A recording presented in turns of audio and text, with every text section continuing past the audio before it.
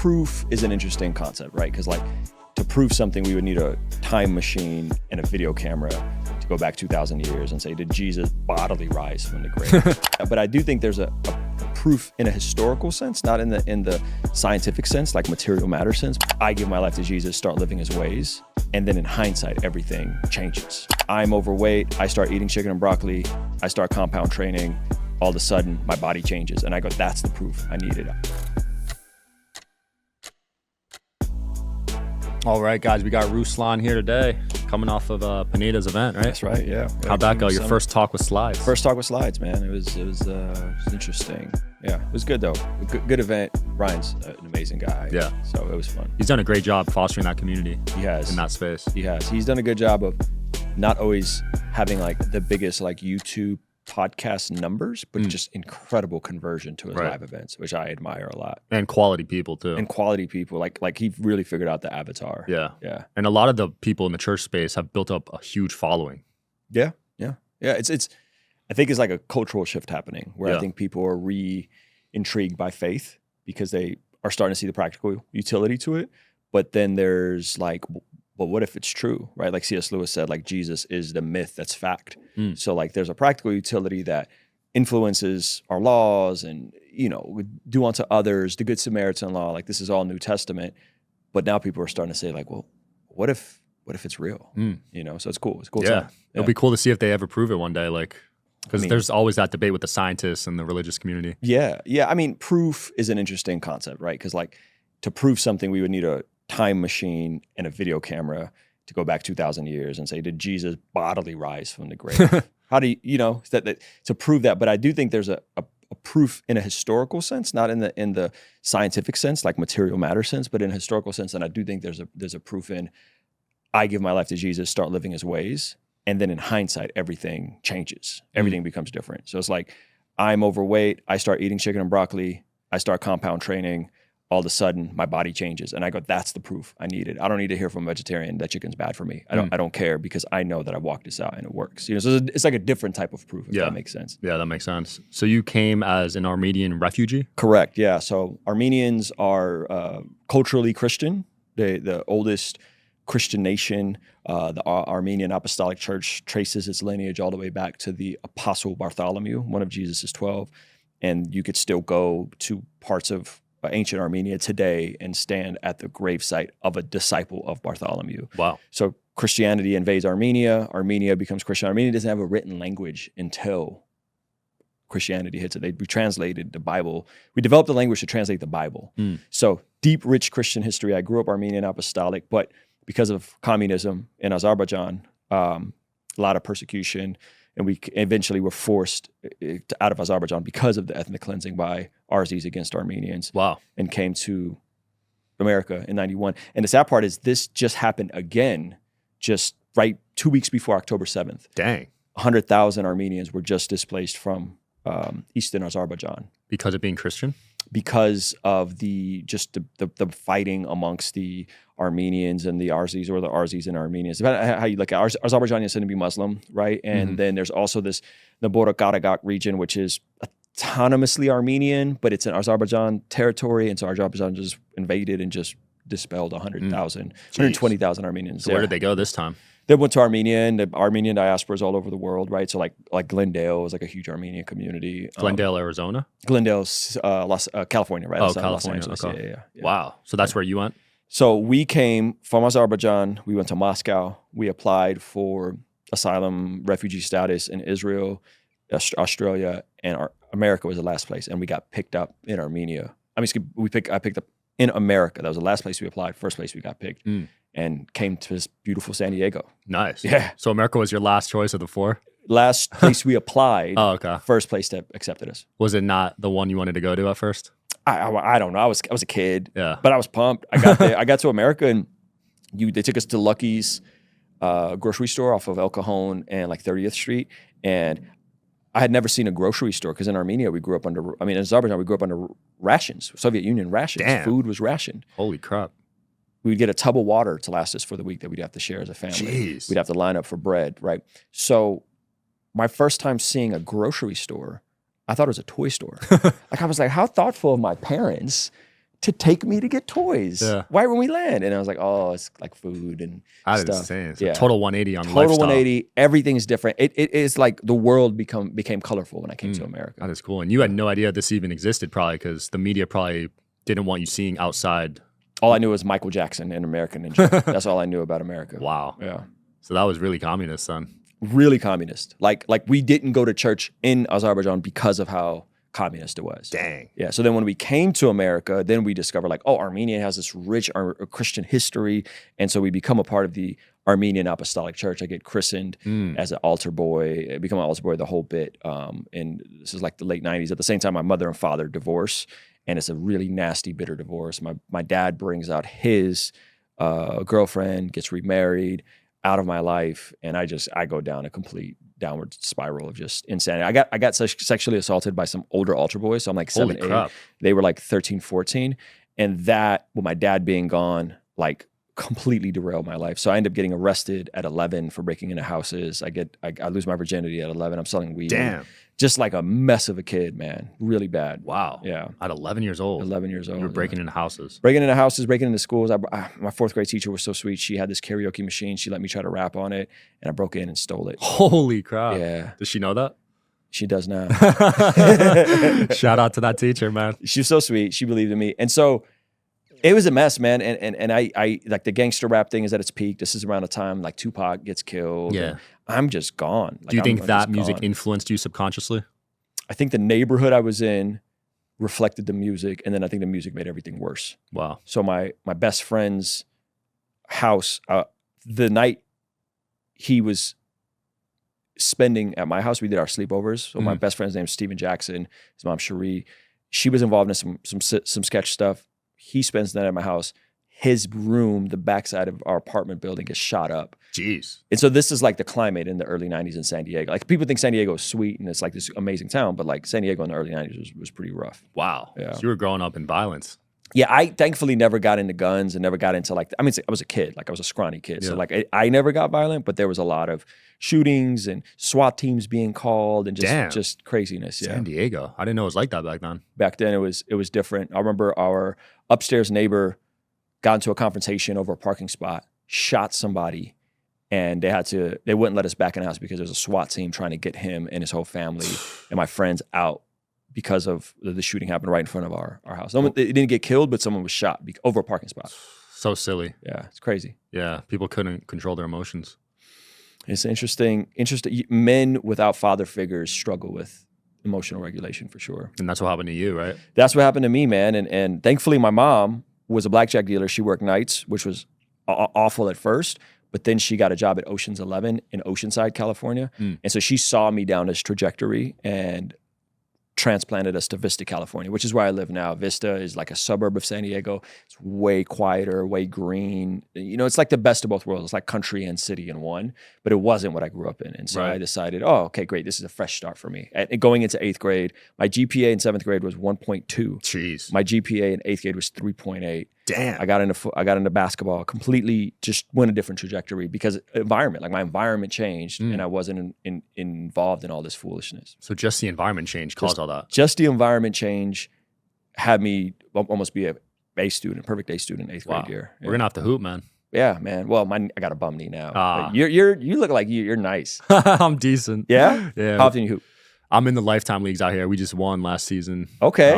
Yeah, you hoop. I'm decent. Yeah. Yeah. You hoop. Yeah. Okay. It's fun, dude. When you're 6'6", you got to take it. You got to take it. You ever play like ball in high school, college? I didn't. One of my regrets is not doing that, actually. Yeah, see, I thought I was going to go to the NBA. Yeah, you were nice. And then I discovered that I was Armenian. And then genetics. Height. And then my mom's boyfriend, Losha, he sat me down and had to like explain to me like, it's not in the cards for you, bud. Yeah. You know? And so my buddy Rufat always says like, if you count the Kardashians, Armenians have taken more people from the NBA than we've added. Damn. Yeah. Holy crap. Yeah, I can't think of any Armenian NBA players, man. There aren't any. There aren't any. So I got cut from my JV basketball team my sophomore year. And then I was like, I'm going to do the next best thing, which is be a rapper. And then I went on became a rapper, was a full-time rapper from 2015 to 2020. How'd that go? Terrible. It was awful. It was before TikTok. No hits? I mean, I got a couple songs that are like 10 million Oh, plus. nice. Yeah, so I made a living. We grossed 100,000 a year from 2015 for a rapper, to that's 22. solid. For an independent rapper, it's good. And then when the pandemic happened, I pivoted to YouTube, and everything kind of blew up from there. Right. Yeah, you're popping off on YouTube, man. Thanks, man. That's how I found you. But you don't even cover any hip hop stuff on there. It's Not really. Like I covered a little bit of the Drake Kendrick beef. Yeah. But not really, because it's just so fragmented. I feel like hip hop is just in a real weird spot, you know? And so I still put out music occasionally, but like the YouTube's just been so good to me. Yeah. What's your bread and butter on YouTube? What topics? Right now we're in real time pivoting to long form conversations like this, like trying to go deep with people who are experts in something. And so that's what we're trying to go. I'm writing a book about godly ambition for young men. Usually the stuff that works is a combination of reaction stuff around something that's trending and then tying in my expertise. So like our last viral video was about Jordan Peterson sitting down with Alex O'Connor. Alex O'Connor asks him, if I were to go back in time with a video camera, would Jesus walk out of the tomb? And Jordan Peterson goes, I suspect so. So that's like a big deal. Like Jordan Peterson affirms the bodily resurrection of Jesus. So like something like that, something about maybe like the Nephilim, aliens, and tying that into the Bible. End time stuff is always hits. So those sorts of things. But we're really trying to get people to like, hey, live God's ways, because God's ways are good for you. That's what we're trying to point young men to. Yeah, Jordan Peterson's had an interesting religious journey, right? Really interesting religious journey. My friend Jonathan Peugeot is really close to him. I don't know if you know who Jonathan is, but he's an Eastern Orthodox Christian who's an iconographer, artist, writer. He's brilliant. And so they just did a whole series on the gospel that's about to come out through Daily Wire. So his journey's been really interesting. This is like as close as we've seen Jordan Peterson overtly affirm the bodily resurrection, which is like, that's the line. Like if there's a line, if you believe Jesus literally rose, or if you didn't believe Jesus literally rose, that's kind of like the distinguishing factor on if someone is on our team, if you will. Really? Yeah. Oh, so that's the factor. Yeah. And like if you believe a miracle happened, a supernatural event that's never happened, you're like, I think it's more than likely, and I have confidence that probably happened. I would say, okay, that's the line of orthodoxy, amongst other things. Believe the Bible is reliable, right? Other things, but yeah, I would say that's pretty high up there, affirming the bodily resurrection. If someone doesn't believe in that, will you converse with them and debate them? Absolutely, yeah. I mean, I debated Destiny on the he doesn't believe in that? Destiny? Yeah. No, Destiny. I mean, Destiny is pretty liberal on Okay. a lot of these things. Yeah, Destiny. We debated on No Jumper, Adam 22. Adam 22 hits me up. Hey, I got the opportunity you've been looking for. This is at like 11 o'clock. I need you here at 9 a.m. to debate Destiny. And I'm like, oh gosh. Destiny's good. Like he's a great debater. He's a great debater. Great debater. I saw him against Peterson, actually. Yes, that was a great And conversation. he held his ground. So I was like really like, oh gosh, because I don't think I'm a great debater. And thankfully, man, everyone is like imagine studio like this, but like your camera operator smoking weed, your video switcher guy smoking weed. Everyone in the room is smoking weed, and I'm sitting there praying like, God, please, like I can't catch a contact high, like I can't unravel. And bro, I believe the Lord preserved me. And then when he got on camera, he was gone. Like he was high, bro. And so something happened there. So if people go back and watch that, like I'm not saying like I owned him, but I definitely think like he was off. Damn, that's the worst debate I've seen him with a Christian. I got to check that out. Yeah. I would definitely get a contact high if I was there. Oh, absolutely. Because I don't smoke. I don't know how I didn't. I don't know how I didn't. Do you smoke? No. Oh, wow. No, I mean, I take some edibles when I blew out my ACL, my meniscus 2019, and then I had the same surgery 2020. So instead of like, what do they give you? Not morphine. What do they give you? Painkillers or whatever. Oxycontin and like all that crazy stuff. I was scared. So I ended up taking edibles. And good choice. Yeah, that's the most I've done anything cannabis related in over 20 years. Right. Do you drink or do any drugs or anything? My mother's an alcoholic. She just recovered for 3 years. Damn. And so I'm too scared to drink. Man, you drink? No. Yeah. My dad was an alcoholic. Yeah. That me up, I think. Yeah, same. And last time I had a drink was in Israel. It was like a Shabbat dinner with an Orthodox Jewish family, and it was like, yeah, I'll have a drink some in the wine. right situation, but I had a drink and was done. I was like, oh, this is why I don't drink. I had a glass of wine and was like, I'd probably black out right now off a glass of wine. I'm chilling, yeah. I got no tolerance anymore. It's not worth it. It's not. When you're trying to operate on a high level. It's not. If you're trying to be an athlete and you're trying to run a business and you're trying to ideate things that can help people, I don't see the cost reward. I'm not saying it's sinful or bad, just not for me. Yeah. So in that Kendrick diss, he went at Joel Osteen a bit. Yeah. What do you think of that guy? Because I've never seen any positive things on him, actually. I think Joel Osteen means well. I think Joel Osteen really is trying, but I think Joel Osteen is trying too hard to be a motivational speaker. And okay, this is an overall analysis of if Joel Osteen was starting today, if a lot of these celebrity preachers were starting today, they would be doing what you're doing, and what I'm doing and not trying to run churches. And I think Joel Osteen just started at a time where his dad died. He takes over this massive ministry and he just wants to be an encouraging guy. That's not the same as a pastor. So I don't think he's malicious. I don't think he's trying to be harmful and push nonsense. I think he's genuinely doing what he thinks is best, born in the wrong time. And therefore, there's so much confusion around it. There's a guy named Carl Lentz. I'm not sure if you're familiar with who he is. He was like Justin Bieber's pastor. Oh, I saw that. Didn't he get exposed or something? He did. Yeah. So the Joe Rogan roasted him for the D-root, his root photos, walking with Justin Bieber on the beach, his crotch showing. So this dude got completely exposed, lost his church, lost everything. And now he's becoming a podcaster. Wow. And I'm like, if he were starting now, he would be a great podcaster. He'd be a great YouTuber. He'd be a great influencer. But these guys, they just kind of, they're charismatic, they're good looking. What do I do? I'm gonna be a pastor. And that's not what most people need to do. They don't need to be pastors. That's a really serious thing you're taking on. And so I think like I don't want to say they're victims of their circumstance, but I almost feel bad for the guys, if that makes sense. Yeah, these mega churches must be tough to run I ethically. mean, you have to have a TED Talk every week. You have to manage hundreds of employees. And you have to be semi-available to actually pastor and shepherd people and love people and be compassionate. What other industry is someone having to do all three of those things? That's very difficult. So that's what I mean. I'm like, I get it. Like it's hard. It's tough to make it work. Yeah, and a lot of the criticism they get is on the financial side of things, where they're spending and investing the money. And to their credit, all these guys have paid back their salaries. Most of them, like Joel Osteen's paid back his salary. He doesn't take a salary. I didn't know that. He lives off his book sales. Okay. Right now, you're still using your platform as a pastor to sell books, but it's not the same as like he has $1 million salary as a pastor. He doesn't take a salary, and the books is what keep him afloat. I didn't know he had $1 million salary. Most of these guys, I think, I'm not saying he does. I'm saying it's not as if he has $1 million crazy exorbitant salary.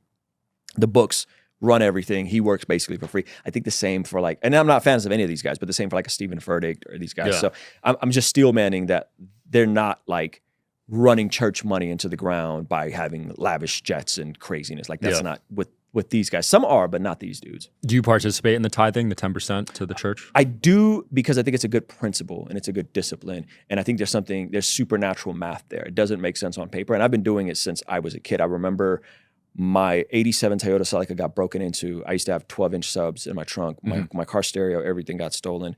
And I started tithing at my first job at Pizza Hut, maybe making a couple $100 a week. And I just was faithfully like, I'm gonna try. And that same time, I didn't know this, but the guy who broke into my car, they ran fingerprints, they caught the guy, they made him pay restitution in a fund. And like the same month I tithed for the first time, I got like a $900 check in the mail from the county. Who runs fingerprints and then goes and finds the guy who breaks into a kid's car and steals a stereo? And so like ever since then, I do just as a discipline. I think it's a good practice to live on 90 and give 10. And truthfully, we're giving more than that across all the other nonprofits we support and everything from Charity Water to Live Action. We try to be very generous. I'm big on energy. I think when you give, you get back. I think there's something in the aspect of the psychology of just being a generous person and having an open-handed mentality, which is what's preached in the New Testament. It's not about a tithe. It's about radical generosity. Be generous with what you have, because if you can have an open hand mentality and you have means and you could serve people, God will trust you with more. You got to be faithful with little, and then God will trust you with more. And I would say I'm like that, and I get a lot of criticism for it, dude, because I'm open with my podcast guests. Like if you see someone on my show and you want them on yours, I'll do that. But apparently a lot of people won't think like that. I think that's that scarcity mindset, right? Like if you're like, hey, I'm cool, I'm not threatened, I'm good. I think the contrary to that is like, no, I'm going to keep all my chips close and I'm going to keep all my connections close. And I think you generally a more attractive, generous person, you know? So that's dope. That's dope that you're that way and that you are intentional about it. Yeah, no, it's interesting to see people live like that though. So closed off.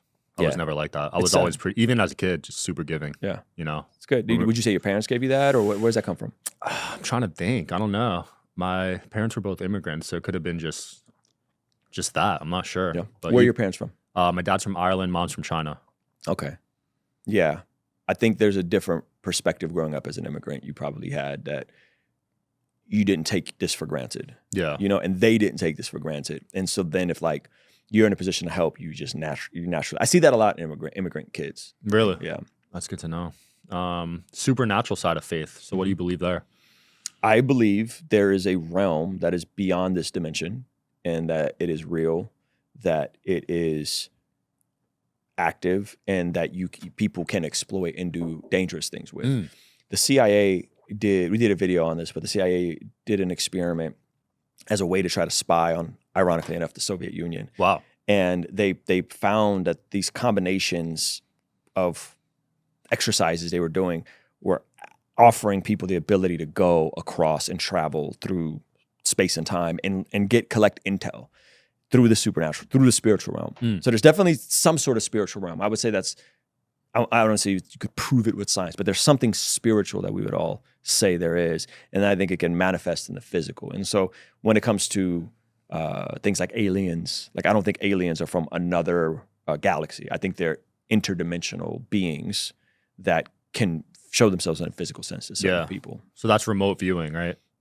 What you're talking about with the CIA? Yeah, remote viewing. I don't remember what the operation was called. I was going to think about doing a part 2. Was it the gateway process? Yeah, the gateway process. Yeah, I saw your video on that. Yeah, the gateway process. Yeah, man. So that's like a trip. So that I don't want to say like, oh, that absolutely proved that a spiritual world exists, but it proved something. Something's out there. I think it's out there, dude. Yeah.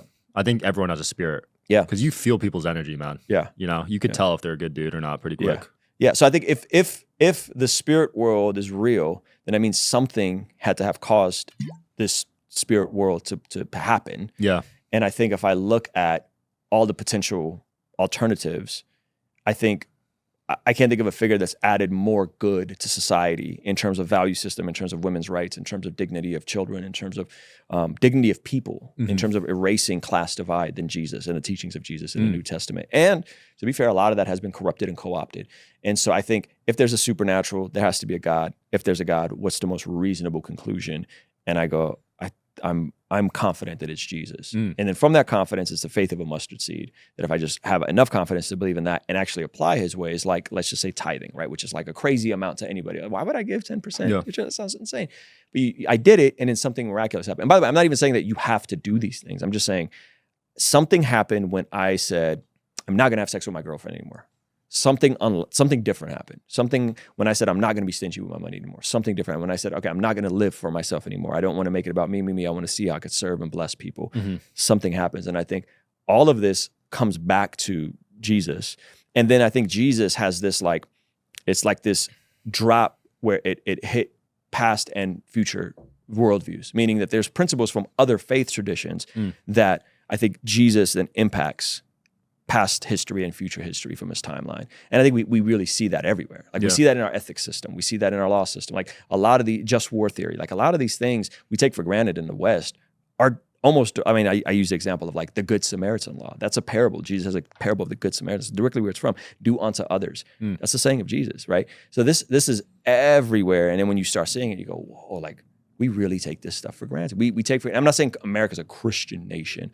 I'm saying we are so influenced by Christian principles and Christian ethics that we take it way for granted. And you don't really know this until you go travel to other places. Really? You go see other places. You go see the Middle East. You go see how babies are treated. I mean, even with China's one-child policy up until 2015. Yeah. Like I saw a whole documentary about it, and I'm like, that's dark, man. You know, the lack of view, Soviet Union communism, like the way we viewed people was not as image bearers of God with innate value. Yeah, no, I agree. There's a lot of Americans that complain about this country, but they're not factoring in outside country views. Yeah. Like they haven't lived in other places. Right. And we're probably one of the best. Have you traveled internationally a lot? I've traveled, yeah. Where would you say is the like far off Western culture you've gone deepest? Western, like Eastern, or yeah. Like, well, just not in the West. Like, not in the West. I've been all the way to China. Been to Thailand, Greece, Ireland, Australia. Okay. Yeah, things are different for sure. Yeah. Different mentality over there. I think America's one of the top, though. To be honest, I know a lot of people agree. complain about it, but they haven't traveled. Yeah, I mean, you one, they haven't traveled. Two, they take for granted what we have. Three, I would say there's a lot of value in those other countries. So what I'm not saying is like other people aren't good people. What I'm saying is there's also something in the scriptures where it talks about natural law and common grace. Like people have eternity and God's ways written on their conscience. So just because you've never heard of Jesus, you haven't been exposed to Christianity, that doesn't mean that you can't have valuable aspects as a culture, right? But what I will say is that I think we take it for granted, And I think this is the best time ever to be alive. I'll give you an example. I'm sure you're familiar with the book Outliers or Mastery. Heard of it. So Outliers and Mastery both explore this idea of the 10,000 hour rule. In order to be a master at chess, in order to be a master musician, you got to spend 10,000 hours practicing your craft. Recently, they discovered that because of online learning, because of stuff like the iPhone, that has been completely slashed in half. Not half, slashed by a fourth. So you can become a chess master through playing online in about 2,000 to 2,500 hours. Holy crap. Yeah, so that wasn't possible 50 years ago. Now take that and apply that to other skills that someone might need, right? Say I was just talking to a girl and she's like, I'm a reseller. And I'm like, great, figure out how to develop your own products, figure out how to develop Facebook ads, figure out how to develop a website, Shopify. It's never been a time like this, ever. And there's never been a time easier to learn those scarce skills that are like the deficit between, I want to have a podcast to, I understand the cameras and the microphones, and like it's all of that has been compressed with technology. So this is an amazing time to be alive. Yeah. So you're saying it's the best time ever right now to be alive. Ever to be alive, and to the best time ever to do the most amount of good to the most amount of people. Wow. Charity Water, you familiar with Yes. them? Okay, so 100% of everything they generate goes to actually building clean water filtration systems. You can contribute your birthday. Right, like I forgot what birthday it is, but I just asked everybody, hey, don't give me money. All my subscribers go give my birthday year, this 36 or 37, to Charity Water. We raised $12,000, which is enough to build one water filtration system in a part of the world that doesn't have clean water. Incredible. To completely revolutionize the full trajectory of that village. Not just they have water, they can farm, they can clean their clothes, sanitation. That's insane. That for we can $12,000. for $12,000. Incredible. Crazy, Changing hundreds crazy. of lives for $12,000. Yeah. That's powerful. Yeah, there's certain charities that I really like, and then certain ones I don't know where they're spending the money. Sure. You got to do your own research. The beautiful part about Charity Water, and this is not like a full endorsement, I don't know everything they all believe, but the founder was Christian, and then 100% of everything they raise goes to the actual cause. And then they have a separate nonprofit to fund like the administrative fees or whatever. When it comes to friendships and business partners, do they have to share your views on religion? No, well, business partner? Well, I don't believe in business partners. I believe in joint ventures. Okay. So like, that no one owns any aspect of my business with me. So that's like a Dave Ramsey thing. I'm not sure if you're familiar. I am, yeah. The only ship that doesn't sail is a partnership. That's one of his. I like that. Punchline. So I don't believe in partnerships at all. I believe in joint ventures. So Chris is helping me shoot music videos right now. We're trying to figure out how to crack the music. He's coming on as a joint venture on a project. I have working with an agency to do my first 3-day summit. They're a partner, but we don't have a separate LLC. If that makes sense. So do they have to believe everything I believe? Not necessarily, but they should have my value system. Like I wouldn't go start a YouTube channel. Well, actually, no. My buddy Rufat is an atheist, and we've talked about like doing stuff together. And then David Wood started a whole podcast with Apostate Prophet, who's an atheist. So you got a Christian, hardcore Christian, a hardcore atheist. That's interesting. It's really interesting. So like I would do something like that, like as but I wouldn't like build a YouTube channel with an atheist. Like that we just have different values. Yeah, and totally different. Yeah. I used to be atheist. Yeah. Yeah. What would you say brought you over? Would you say you're more deist now or more theist, or where would you say you are now? I don't know the difference between those two. two. Deist is like God set the world in motion and checked out, and he's like having a cigar, he's not paying attention, you guys go figure it out. A theist is you believe in a personal God that wants to engage and has an opinion on how you and I live. I would say theist. I think someone's still there right now. So someone's still there, I don't and he think they cares. left. And he cares, and he has ways for us to live. Yeah. Okay, yeah. So what would you say brought you over from atheist to theist? Dude, I was depressed, honestly. Like I needed something to believe in, some purpose. I mean, being atheist, it's kind of mundane. I mean, you go through life and it's like, damn, what am I doing? You know what I mean? So I was like that for years. I would say in high school and a little bit of college. And I was like, damn, there needs to be something, you know? Okay. So you were like, I'm going to choose to believe in a God, and that's going to give me meaning. Kind of, yeah. It wasn't like a set decision, but slowly. Yeah, slowly over time. That's interesting. So the darkness brought you into the light. Yeah, it was just such a bad way of living, honestly. Yeah.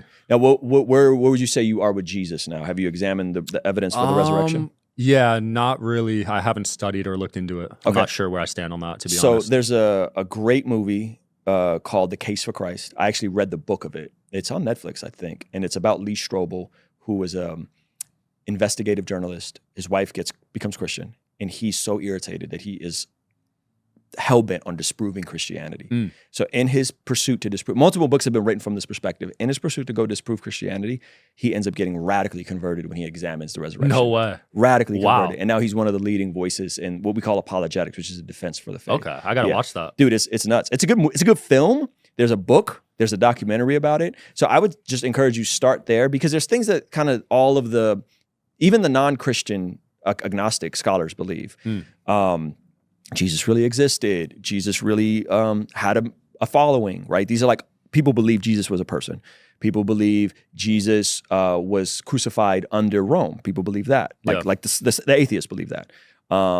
And then the part that you can't, that's very difficult to fill in is then, and they believe, Bart Ehrman will say, and he believes that the apostles were convinced that they saw a bodily Jesus. So they're not going to say the tomb was empty. They're not going to say Jesus bodily rose, because they're agnostic and atheists. But they will say Peter, Paul, all these people that followed him were convinced that Jesus bodily rose from the grave. Wow. If Jesus bodily rose from the grave, then it means the New Testament's reliable. If the New Testament's reliable, that means that God has an opinion on how we are to live.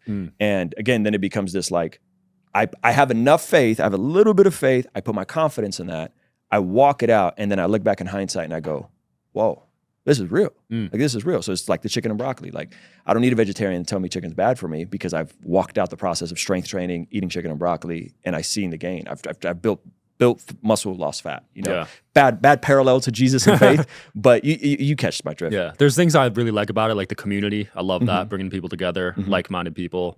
I think having a belief of some sort is really good in life. Yeah. Have you ever tried to just read the Bible? When I was super young, I don't remember anything from it though. Okay. Here's a challenge for you. Read the Gospel of John in a translation you can understand, and try reading a chapter of Proverbs a day. Okay. Your mind will be blown on how much of our like self-development content comes from Proverbs. I mean, everyone is pulling from Proverbs and they don't know it. Wow. Proverbs. So whatever the day is. So like today is Proverbs 31. I mean, today's May 31st. I'll read Proverbs 31.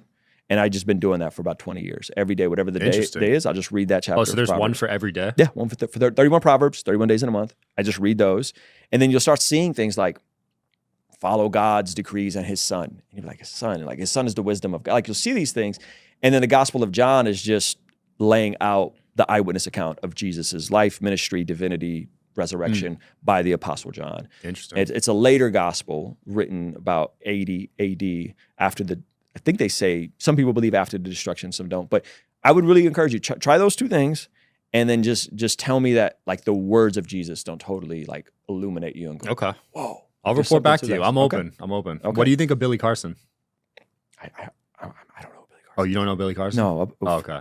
Can I Google him real quick? Yeah. Who's Billy Carson? The name sounds familiar. You've probably seen him, but he's like this anti-religious guy. Billy Carson. No, I don't know who he is. He's my most viewed guest of all time. Is he? Yeah. He's anti-religious? Yeah. Why is he anti-religious? Oh, yeah, I've seen this guy. Yeah. I'm familiar with this guy. He has some interesting views. I've seen a few things here and there. I'm not super familiar what he does and doesn't believe. Yeah, he's more of a historian and needs proof, I'd say. That's the first thing we start off this podcast talking about. But yeah, I guess the evidence wasn't enough for him or something. Yeah, I mean, again, evidence is an interesting word, right? Like, what do we mean by evidence? Like, you want a video camera and a time machine? Like, that's, you know, but well, like, he reads the ancient tablets, and he was saying the Bible wasn't actually written by God. It was written by people. Well, it was written by people. Yeah. So he was saying there's been stuff lost from the original meaning. Yeah, I think the tough part is when you get into Case for Christ, you get into the number of manuscripts, like the number of surviving manuscripts. So think of like, people think the Bible is like a game of telephone, right? Like, you've played the game of telephone as a kid, right? The Bible isn't like that. It's like one letter gets translated into 4 letters, then gets translated into 8 letters, then gets translated into more letters. And then as we dig up these manuscripts, there were 5,500 of them, and they're more or less all the same with textual variants like typos and this word and that word. But even Bart Ehrman, who's an agnostic New Testament scholar critic, will tell you that the end views and the end doctrines are all the same. So despite there being textual variants, they're all the same. And as a resource, people who are nerdy about this stuff, I'm nerdy about this stuff. Bart Ehrman versus James White, textual critic debate. Okay. It's really good. Yeah. About 4 hours long. But they get in the weeds of 4 hours. What came out, what manuscripts, what is different. And there are discrepancies, but they're so inconsequential in terms of typos, grammar, little things like that. His biggest thing, I believe he said, was God's was plural, and they removed the S. So there is a title for God that is Elohim's. And if you really want to, this is trippy. If you really want to go down this rabbit hole, Dr. Michael Heiser, who's since passed on, did amazing work about the heavenly council, about the Elohims, about there being people kind of co-ruling with God, but not being the same as Jehovah God, Yahweh God. Yahweh God is the highest title. So Jews don't say Yahweh, they say Hashem, they say the name, because they're afraid to tremble the name God. Or if you've ever seen God and they don't write the O, they'll just write, right? So they're like afraid to say, they're afraid, that's how much reverence there is to the name Yahweh. Wow. The interesting thing about Yahweh is if you read the Old Testament, you will see multiple accounts of multiple Yahwehs, of a Yahweh in heaven and a Yahweh on earth, right? When Abraham comes down, Yahweh and the two angels come down, there's a Yahweh that shoots down fire from heaven to Sodom and Gomorrah, and then there's a Yahweh present with Abraham as a physical Yahweh. Now, we as Christians will look back and go, man, there's a lot of Yahweh, physical Yahwehs, and there's Yahweh on earth. That sounds a lot like two different, right? A physical and a spiritual God. Jesus is God in the flesh. Father is in heaven. The Holy Spirit indwells believers, right? So one essence, but three distinct people. Interesting. Yeah. Wow. This gets deep, man. Yeah, it can get deep. It get real heady and spacey, but at the end of it, people have to work through the resurrection. You know, like if the resurrection is true, that changes everything. Yeah. If the resurrection happened, that changes it. And we can get into the translations of the Bible and what manuscripts and what stream, the Byzantine stream, whether it's this stream and a School of Alexandria, like all that stuff is really interesting. But the resurrection and it being true in a tacit practical sense. You know, if you were to go to church for a year, hypothetically, let's just say you go to church for a year, you read the Bible every single day, you give 10%. I guarantee your life will look so different. Really? And you will have an incredible encounter. Wow. Just doing the things oftentimes, right? But you have to have enough faith to say, I'm willing to give the things a shot. Right. I think there's something to this resurrection, and I think the Bible is true. If you get there and then you go do it for a year, you'll be like, dude, this is incredible. Interesting. Yeah. Do you ever question any of it, or do you just follow it completely? I have wrestled with my faith in that I came in through the door of questioning, and there was no questions I was afraid to ask. So I grew up Armenian apostolic. I didn't believe there was a God. I was a full-on atheist. I start dating a girl. She gets me going to church. Only way I could see her on Sundays over the summers if I go to church. I start going to church. I'm hearing about this Jesus. At the same time, me and her break up. I start dating a Jehovah's Witness girl. Then I have my Muslim friends. Then I have all my Buddhist friends. I have all these other friends. I'm reading the Book of Mormon. I'm reading all these different things. And I am working at Pizza Hut, and God, in his providence, my manager and our lead delivery driver were Christian. And I asked them all the questions. Is Jesus really God, or is he the Son of God? How do we know the Bible's reliable? All these different things. And they gave me a book called The New Evidence That Demands a Verdict. It's like an encyclopedia. It's written by Dr. Josh McDowell, similar as Lee Strobel. And I read that book in my sophomore year. And it was like, okay, I got the answers to the hard questions. Now, do I question, does God exist now? I think it would be disingenuous to say that faith doesn't come with some degree of doubt, right? I think fundamentalists would say that faith is an absolute certainty, right? Where if you are approaching faith as like a C.S. Lewis, mere Christianity, Jesus is the myth that's fact, it's okay to have a healthy degree of doubt and ask questions. And I have access to the greatest people in the world, from my pastors to some of these scholars and thinkers, that I'm not afraid to ask questions. But in terms of anything major like that, it's been sorted out. And I've seen the evidence on the other side of walking with Jesus for 20 years, and how many of my friends went to prison, how many of my friends are still in prison, how many of my friends have gone through awful things, and yet I have this incredible life. That's not perfect. I still experience trouble. I still suffer. And I'm not saying like, follow God to be rich and happy and successful and a famous YouTuber. That's not what I'm saying. What I am saying is, on the other side of this, man, my life is so much different than everybody I grew up with that didn't follow Jesus. There's probably something there then.